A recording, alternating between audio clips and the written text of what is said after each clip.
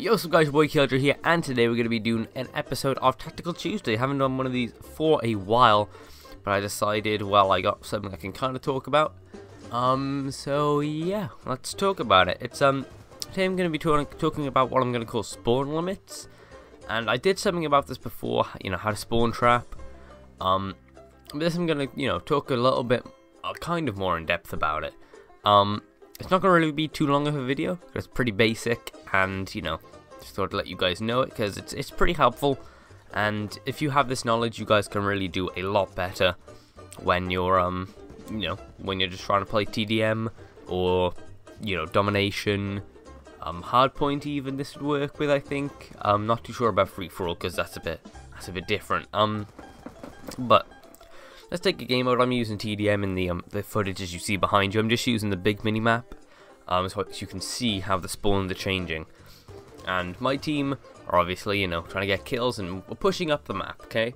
So, not sure where we are in the footage, but say for example, my team are on like the right side, and we're attacking the enemies towards the left side of the minimap, okay? So we'll be attacking them, and then we'll obviously move up. That's, typically what you do. You get a kill, you move forward, and you push into where they spawn. Now, not sure if you'll see in the gameplay, depends on obviously which way we're facing, but if I'm, say, pushing to the right, and I move up, like, past a certain point on the map, they'll start spawning behind us.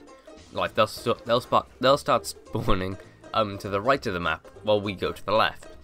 And then we'll turn around, attack them to the right, and they'll spawn behind us to the left. Now, what it's important to know is that this is all based off like spawn limits. So when you get within, well, first of all, you have to know how spawns are affected by different players. So if you're, well, basically on the map, there are all these different separate spawn points, okay? Which they're set places which you can spawn into when you die, and you need to respawn. You can spawn to there. However, if there's an enemy looking at at one of those spots, or if there's like a grenade or anything in that area, like Bouncing Betty or C4, then you can't spawn there. That wipes it out of consideration. So all the spots that are not seen and have no like equipment or anything there, or aren't really on the objectives, enemy objectives that is, you can spawn there. So as you can see in the gameplay, spots where people are spawning, no one's looking there, and there's no grenades or anything there. So when we push up and we move and we can see that spawn point, that renders it, useless. So they can't spawn there, they can't spawn, in certain places because you can see them. So then the enemies have to spawn behind you where you're not.